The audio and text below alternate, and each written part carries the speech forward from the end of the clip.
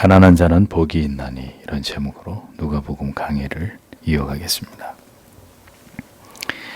주님께서는 친히 하나님 앞에 간절히 기도하신 이후에 12명의 제자들을 세우시고 자신을 좇는 제자들에게 이제 그들이 앞으로 감당해야 될 삶에 관해서 말씀하시면서, 그런데 그 길이 참으로 복된 길이다 라는 교훈을 제자들에게 말씀하시는 것을 보게 됩니다. 주님께서는 자신을 따르는 제자들에게 호의호식을 약속하지 않으셨습니다. 이 세상에서의 명예나 권력을 보장하지도 않으셨습니다. 이제 그리스도의 제자로서 그들의 삶을 헌신한 자들에게 그들에게 예비된 것이 어떤 길이고 그 길에 어떤 영광과 신령한 복이 있는지를 말씀하셨을 뿐입니다. 이런 교훈을 천천히 시간을 두고 최대한 늦게 하신 것이 아니라 그들을 제자로 부르신 지 얼마 되지 않은 때에 주님께서 그들에게 분명하게 그것을 각인시키고자 하신 것을 볼 수 있습니다. 예수를 믿어서 하나님의 자녀가 되었을 때 우리가 반드시 깨달아야 하고 기억해야 될 진리가 있습니다. 그건 나중에 차차 깨달아도 되는 것이 아니라 우리가 하나님의 자녀가 되었을 때 곧바로 성경을 통해 깨닫고 이해해야 될 그러한 내용입니다. 교회는 이러한 분명한 진리를 모든 그리스도인들이 올바로 깨닫도록 선명하게 전해야 될 책임이 있습니다. 절대로 가감하지 말고 복음이 말씀하고 있는 바 무엇이 믿음이냐, 무엇이 구원받은 자의 삶이냐, 그들이 추구해야 될 도이냐 하는 문제를 분명하게 선포해야 합니다. 그 말씀이 사람들에게 어떻게 받아들여질지를 고민할 이유가 없이 성경의 진리가 우리에게 하시는 말씀을 그대로 전해야 합니다. 그러면 그 복음을 믿을 자와 믿지 않을 자들이 선명하게 나뉘어지게 될 것이고, 결국 하나님의 택함을 받은 자들만이 그 복음을, 그 진리의 교훈과 가르침을 쫓아서 좁은 길로 주저하지 않고 담대하게 나아가게 될 것이라는 거죠. 자, 그래서 주님께서 제자들에게 무엇이라고 말씀하셨느냐, 20절에. 그리고 그가 그의 눈을 그의 제자들에게 들어 말씀하셨다. 복되다, 가난한 자들이여. 왜냐하면 하나님의 나라가 너의 것이기 때문이다. 이렇게 기록하고 있습니다. 자, 누가는 주께서 행하신 모든 동작을 정확하게 묘사를 합니다. 예수께서 눈을 들어 제자들을 보시고 라는 지문을 삽입시키고 있습니다. 주님께서 무슨 말씀을 하시기 전에 취하신 이 같은 동작을 성경이 기록하고 있는 이유는 이제부터 주께서 하시는 말씀은 매우 신중하게 주의를 기울여서 들어야 될 그런 말씀이라는 것을 암시하는 것입니다. 이러한 동작의 주체자께서 지금 매우 엄숙하고 진지하신 자세로 무엇인가 매우 중요한 말씀을 하고자 하신다라는 것을 성경이 나타내는 것입니다. 제자들을 모두 세우시고 그들에게 그리스도께서 처음으로 교훈하시는 말씀이 무엇이었느냐? 제자들은 사뭇 긴장된 가운데서 주의 말씀을 경청했을 것입니다. 주님의 첫 일성은 다름 아닌 가난한 자가 복이 있다라는 말씀이었습니다. 병행 구절인 마태복음에는 앞에 심령이라는 단어가 추가되어 있습니다.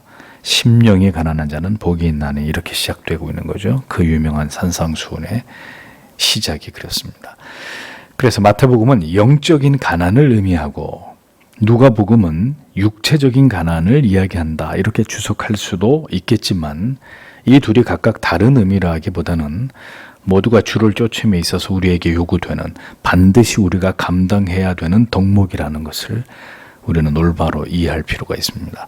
가난한 자라고 번역된 헬라어의 원래의 의미는 가난한 자들이여 라는 혹격입니다. 그런데 문제는 그리스도께서 그 제자들에게 왜 이같이 그들을 가난한 자들이여 라고 부르셨고, 그럼 제자들은 왜 가난한 자여야 하느냐라는 점입니다. 여기서 말하는 가난이라고 하는 것은 게으르고 나태하고 무능해서 가난하고 궁핍한 것이 아니라, 여기서 말씀하시는 가난은 경건하고 그리고 주의 일을 감당함으로 인한, 또 주의 뜻대로 살아가기 위해서 좁은 길을 가다 보니 감당해야 될 그런 궁핍함, 가난을 뜻하는 것입니다. 신자는 이 세상에서의 삶의 목적이 성공과 부가 아니기에 수단과 방법을 가리지 않고 출세를 하고 불법을 행하는 자들과 본질적으로 그 삶의 내용이 같을 수 없습니다. 여러분, 추악한 세상 사람들을 보십시오. 권력으로 갖은 특권을 누리고 비리를 일삼고도 부끄러운 줄 모르는 저들의 모습을 보면서 우리는 뭘 생각해야 할까요? 그러니까 이 세상에서의 삶이 전부라고 여기는 자들은 그렇게 어떻게 해서든 이 땅에서 모든 것을 누리고 얻고 즐겨야 하는 거죠. 끝없는 그 탐욕을 채우기 위해서 그런 삶을 살아갈 수밖에 없는 자들이라는 겁니다. 그러니 악을 행하고도 들키지 않으면 당당한 것이고 그렇게 살아가는 삶의 부끄러움과 수치를 알지 못하는 것입니다.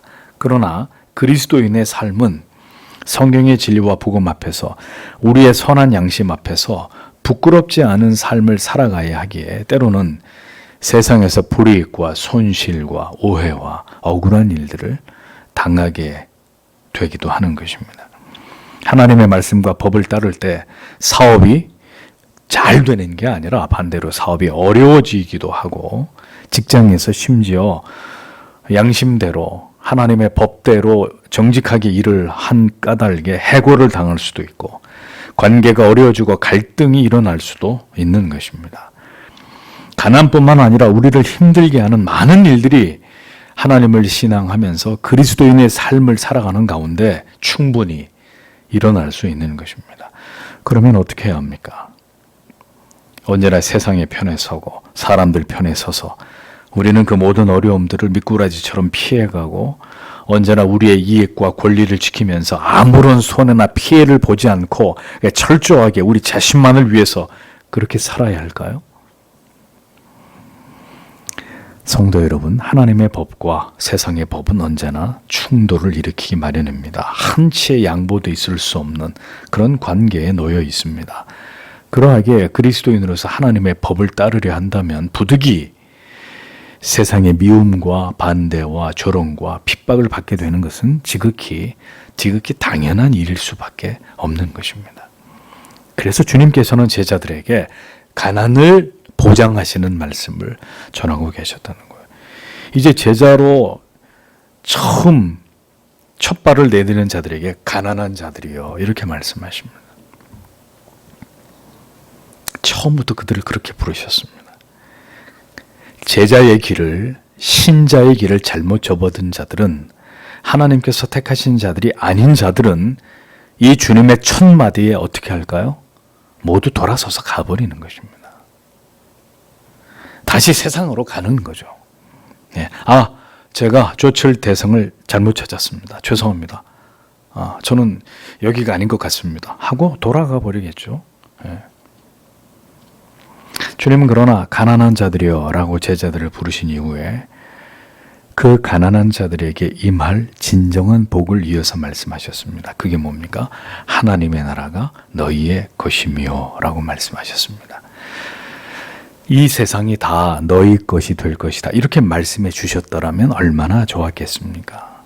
또 네가 바라고 꿈꾸는 모든 것이 이 땅 가운데서 이루어질 것이라고 선언해 주셨더라면 더 기쁘지 않았을까요? 그런데 주님은 그러한 것을 약속해 주신 것이 아니라 하나님의 나라가 너희의 것이 될 것이다 라고 말씀하셨습니다. 그러니까 성도에게 진정한 복이 무엇이냐? 주님은 처음부터 분명하게 말씀하셨습니다. 우리가 영원한 하나님의 나라의 백성으로 초대되어서 하나님의 나라에서 영원히 기뻐하고 즐거워하고 영화를 누리면서 살아가게 될 것이라고. 그것이 너희들에게, 가난한 너희들에게 심령이 가난하든지 너희의 육체가 가난하든지 가난한 너희들에게 베풀어지는 선물이라고, 하나님의 은총이라고 주님이 말씀하고 계시는 거죠. 어떤 슬픔도 가난도 고통도 괴로움도 없는 완전히 아름답고 기쁘고 감사하고 환희에 찬 그곳에 우리가 영원히 거하게 되는 축복이 이 땅에 그리스도 때문에, 하나님의 진리의 말씀 때문에, 하나님의 법 때문에 여러 가지 고통과 괴로움과 상처와 서러움을 당한 모든 자들에게 영원히 끝도 없이 베풀어질 것이다. 어디서? 단 이 땅이 아니라 하나님의 나라에서. 그것이 주님의 선언이셨습니다. 성도 여러분, 이것이 바로 복음입니다. 구원의 기쁜 소식입니다. 그래서 현실과 내세는 정확하게 대조를 이룰 수밖에 없는 거예요. 대비가 될 수밖에 없습니다. 이 땅에서의 성도의 삶은 너무도 괴로운데 영원한 나라에서는 너무도 행복하고 기쁠 수밖에 없게 되는 것입니다. 이 땅에서는 믿음을 지키면서 살아가는 것이 너무도 힘겹고 고독하고 지치고 괴롭지만 그 빛나는 하나님의 나라에서는 영원히 빛나는 면류관으로 보상되는 것입니다. 그래서 이 땅과 하나님의 나라는 대조를 이룰 수밖에 없어요. 엇비슷하게 같이 갈 수 있는 게 아니라 하늘과 땅 차이가 될 수밖에 없는 것입니다. 그런데 우리는 이 땅에서도 행복하고 즐겁고 잘 살다가 하나님의 나라에서는 더 행복하고 더 즐겁고 더 영광스럽고 싶어 합니다. 성도 여러분, 그것은 욕심입니다. 그건 여러분들의 희망사항이에요. 성경의 진리는 그렇게 말씀하고 있지 않습니다. 세상은 신자에게 수고와 슬픔뿐입니다. 무엇보다 주를 위해 살려고 하면 할수록 세상은 갈등과 고통과 상처와 핍박이 있는 곳일 뿐입니다. 왜 다 움켜쥐려고 하냐 이거죠. 왜 이 땅에서도 잘 먹고 잘 살고 그리고 천국에 가겠다는 성경에도 없는 이런 소망을 품고 모두를 다 움켜쥐려고 하는 탐욕적인 삶을 그리스도인들이 이 땅에서 살아가려고 하냐 이거죠. 성도 여러분, 왜 자꾸 어려움을, 갈등을, 고난을 여러분의 가정과 직장에서 이 사회와 이 나라에서 피하려고 하십니까? 우리는 세상과 부딪히며 살아갈 수밖에 없는 사람들입니다. 하나님을 알지 못하는 자들과 하나에서부터 10까지 모든 것이 다르고 결코 같을 수 없는 존재들입니다. 그런데 자꾸 교회가 같아지려고 하는 거예요. 자꾸 저들에게 맞춰주려고 하는 거죠. 양보하려고 하고 잘 보이려고 합니다. 어떻게 그들과 교회와 신자가 사이좋은 관계를, 평화로운 공존을 꿈꿀 수 있단 말입니까? 그렇다고 해서 언제나 세상과 분리되어서 세상과 치열하게 싸우기만 하는 것이 답이다라고 제가 말씀드리는 것은 결코 아닙니다. 세상에서 우리는 조용히 평화롭게 우리의 믿음을 지키면서 모든 것에 본이 되는 삶을 살아가야 하지만 세상에 책 잡힐 만한 것이 없도록, 그러나 세상이 진리를 공격하고 우리의 신앙의 자유와 하나님의 법을 무너뜨리려 할 때는 우리는 결코 더 이상 세상을 좌시할 수 없는 거예요. 세상과 계속 화목한 관계만을 유지하는 것이 목적이 될 수 없는 것입니다. 그래서 우리는 세상과 필연적으로 영적인 싸움을 싸우게 되고 마침내 세상에 힘 있는 자들에 의해서 언제나 역사 속에서 교회와 신자는 박해를 받으며 목숨을 버릴 수밖에 없는 상황에까지 이르게 되었던 것입니다. 목사는 사람의 편에 서서 사람을 위하고 세상과 아름다운 공존을 주장하면서 교회가 세상을 잘 섬겨야 된다는 논리를 펴는 모든 사람들에 대해서 경멸합니다. 그래서 교회는 도덕적으로 윤리적으로 세상 사람들보다 탁월해야 됨은 틀림없는 사실입니다. 그러나 그것이 목적만은 아닙니다. 교회와 성도는 오직 예수 그리스도만을 사랑하고 그 뜻을 받들어 하나님을 경외하고 그 뜻을 이 땅 가운데서 어떤 어려움 속에서도 구현해 나아가는 자들입니다.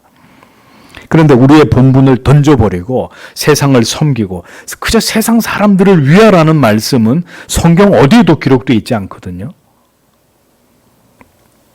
세상과 교회가 평화로운 관계를 잘 유지해 나가야 된다라고 하나님이 그러한 뜻을 우리에게 말씀하신 사실이 없거든요. 우리의 보상은 하나님의 나라입니다. 그것은 열심히 세상과 세상의 사람들을 섬긴 자들이 받는 복이 아니요, 세상에서 모든 괴로움과 고통과 불이익을 당하면서도 하나님을 높이고 오직 복음과 하나님의 법을 지키기 위해서 분투한 하나님의 백성들에게 베풀어 주시는 궁극의 복입니다. 영생하게 하시는 은총입니다. 우리는 이 진리를 믿어야 합니다. 하나님의 법을 지켜 살아가기 위해서 가난해지고 우리가 어려움을 당하더라도 우리가 거할 영원한 나라는 이곳이 아니라 영원히 빛나는 하나님의 나라라는 것을 언제든 마음에 새기고 세상을 나그네처럼 세상에 결코 어울리지 못하는 이방인들처럼 그렇게 살아가는 자들이 신자들이란 말이죠. 세상과 어떻게 교회가 융합이 되고 신자와 불신자가 어떻게 하나가 되며 어떻게 모든 종교에 모두 구원이 있다고 인정할 수 있고 어떻게 성경이 죄라고 분명히 말씀하는 것을 교회가 용인하면서 세상이 저지르는 참남한 악에 동조하고 침묵하는 것으로 동참할 수가 있다는 말입니까? 불가한 일입니다. 성도 여러분, 부디 오른편에 서시기를 바랍니다.